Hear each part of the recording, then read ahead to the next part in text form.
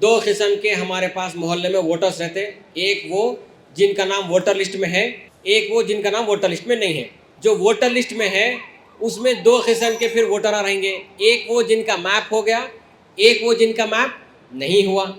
जिनका मैप हो गया बोले तो 2002 में डिटेल्स मिल गए बोल के मैप हुआ ना, तो ये हमारे को एन्यूमरेशन फॉर्म उन लोगों के लिए आएगा जो भी लोग वोटर लिस्ट में है, उनको आ गया, ये आ गया आपका नाम, आप 2002 का नाम लिख दिए। अच्छा, वो लोग जो वोटर लिस्ट में जिनकी मैपिंग नहीं हुई उनके लिए क्या लाजिम है? डॉक्यूमेंट्स भर के देना पड़ेगा। तो आप एन्यूमरेशन फॉर्म भरिए, उसके पीछे जो सो डॉक्यूमेंट्स लगाइए, एक्नॉलेजमेंट लीजिए। वो लोग जिनका नाम वोटर लिस्ट में नहीं है वो लोग फॉर्म 6 डालिए, या फिर जहाँ पर आपका नाम पिछला वोटर लिस्ट में था वहाँ पर जाके आप अपना एन्यूमरेशन फॉर्म भर के बीएलओ को दीजिए। ठीक है, तो इस तरीके कार से हम क्या करेंगे, वो लोग जो वोटर लिस्ट में उनको भी कवर कर लिए, वो लोग जो वोटर लिस्ट में नहीं है उनको भी कवर कर लिए। अगर आपका नाम कहीं मिल ही नहीं रहा तो फौरी फॉर्म 6 डालना है। फॉर्म 6 के साथ में क्या क्या डालना है? Declaration form. फॉर्म 6 क्या देखता? फॉर्म 6 आपका आइडेंटिटी प्रूफ देखता है, एड्रेस प्रूफ देखता। तो अब हमारे को तो मालूम है हर साल हम वोटर लिस्ट का काम करते हैं, फॉर्म 6 भरते वक्त हम आधार कार्ड लगाते हैं और इलेक्ट्रिसिटी बिल लगाते हैं। तो वैसे ही ये फॉर्म 6 को भी आधार कार्ड और इलेक्ट्रिसिटी बिल लगाएंगे। साथ में चूंकि एसआईआर चल रहा है, डिक्लेरेशन फॉर्म एक एक्स्ट्रा लगाएंगे, हम डिक्लेरेशन फॉर्म लगा के देंगे। इस तरीके कार से हम हर वो शख्स जिसका नाम वोटर लिस्ट में है और जिसका नाम वोटर लिस्ट में नहीं है उनको हम एसआईआर में इंक्लूड करने की कोशिश करेंगे इंशाल्लाह।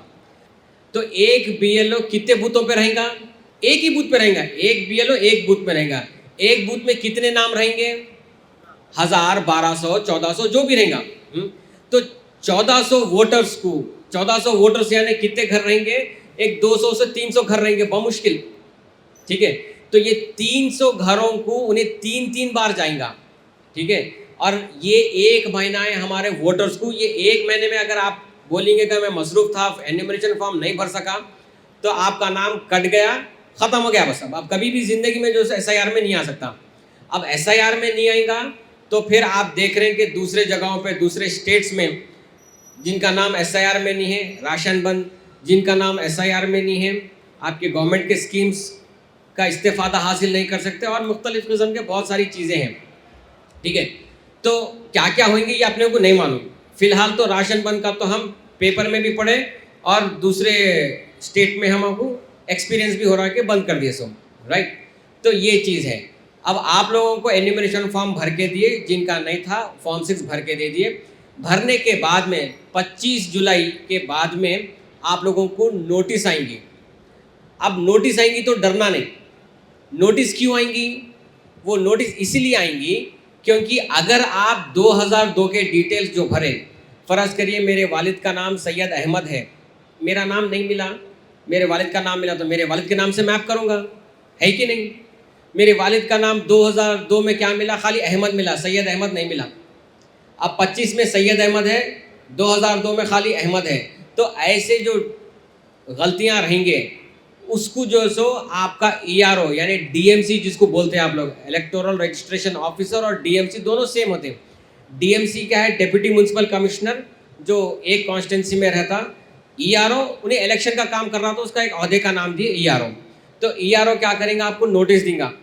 नोटिस देके नोटिस के अंदर आपको डेट भी देगा कि फ़लानी तारीख को आप मेरे दफ्तर आइए, आपसे बात करना है, आपकी हियरिंग करना है। तो वो हियरिंग में पूछेंगे आपसे कि भाई देखो आपके वालिद का नाम ऐसा था, ये था। तो वो डॉक्यूमेंट्स का क्या सिलसिला रहेगा, जब भी फिर एक बार मीटिंग होगी, नोटिस की हियरिंग कैसी होगी।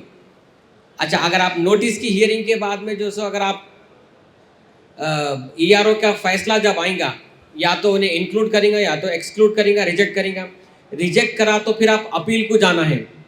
अपील को कैसा जाएंगे? आप डीईओ के पास जाएंगे।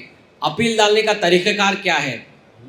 डीईओ के पास अगर फैसला अगर आप डीईओ के फैसले से नाखुश है तो आखिरी अपील आप सीईओ के पास करेंगे। सीईओ की अपील किस तरीके से फाइल करेंगे, अपील का प्रोफार्मा क्या है, अपील में क्या लिखना है, कैसी गलती हुई तो क्या मैटर लिखना है, ये सारी चीज़ें हम ड्राफ्ट रोल के बाद में फिर एक मीटिंग करेंगे, उसमें समझाएंगे। ठीक है, तो ये चीज़ें हैं, देखिए आपको क्या क्या बोल के नाम नोटिस आएंगी, स्पेलिंग मिस्टेक के वास्ते नोटिस आएंगी, या फिर मेरे में और मेरे वालिद में 15 साल के उम्र का कम का डिफरेंस है। अब जैसे कि मैं 20 साल का हूँ, मेरे वालिद साहब 34 साल के हैं, वोटर लिस्ट में बता रहा 2002 के हिसाब से देखेगा तो 34 साल के हैं, 15 साल से कम का डिफरेंस है, राइट। तो ऐसी सूरत हाल में भी नोटिस आएंगी। मेरे वालिद के उम्र में 50 साल से ज़्यादा उम्र का डिफरेंस रहा तब भी आपको नोटिस आएंगी।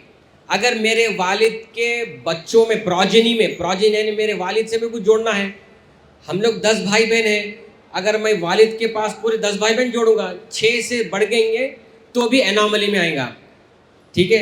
एनॉमली यानी गलती यानी फिर आपको नोटिस आएगा, नोटिस की हियरिंग देना पड़ेगा, आपको बताना पड़ेगा, ठीक है। और ये भी है कि एक ही माँ बाप के 2 बच्चों में अगर 9 महीने से कम का डिफरेंस रहेगा तब भी जो सो गलत करार दिया जा रहा, एनॉमली की लिस्ट में डाल दिया जा रहा। तो हमारे को जो सो भर के तो दे देना है फॉर्म, लेकिन जब नोटिस आएंगी, नोटिस को हम हियरिंग में जाएंगे, उसको कैसा क्लैरिफाई करना है। ये अपना SIR का एन्यूमरेशन का मरहला जो 25 जुलाई को ख़त्म हो रहा, उसके बाद में फिर एक मीटिंग करके आपको समझा दिया जाएगा। आपको 25 जुलाई जब डेट ख़त्म होगी उसी दिन से आपको नोटिस आना शुरू होंगे। तो नोटिस आएंगे तो आप घबराइए मत।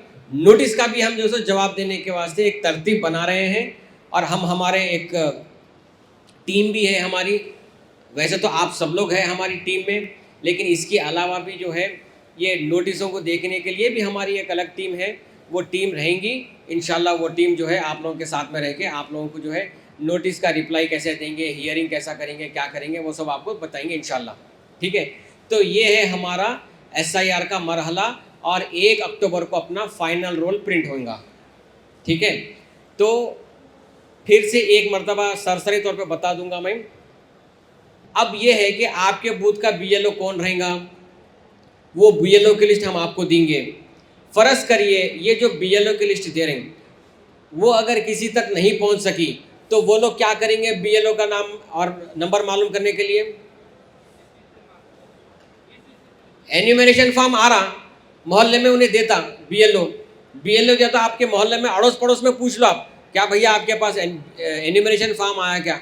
हाँ आया भाई बोलने जाती, खाली एन्यूमरेशन फॉर्म के ऊपर आपका BLO का नाम नंबर रहता बस। अगर कोई घर में नहीं रहा तो कौन दे सकता है एन्यूमरेशन फॉर्म?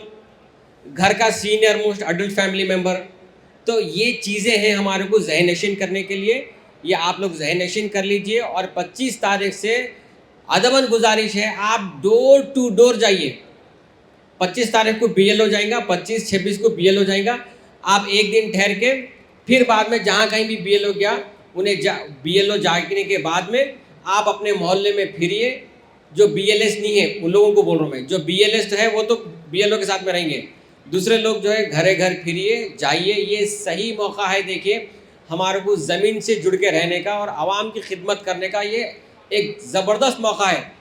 देखिए 25 साल अगला SIR फिर 25 साल के बाद में आएगा, जब तक आप हम रहेंगे नहीं मालूम। अल्लाह ताला ये हमारे को एक मौका फराहम कर रहा आवाम की खिदमत करने का, ठीक है। ये एक बेहतरीन मौका है, आप बेलॉस होकर जो है घरे घर जाइए, आवाम की खिदमत करिए, भर के दीजिए। कुछ भी प्रॉब्लम आ रही हमारे हेल्प डेस्क पे मालूम करिए।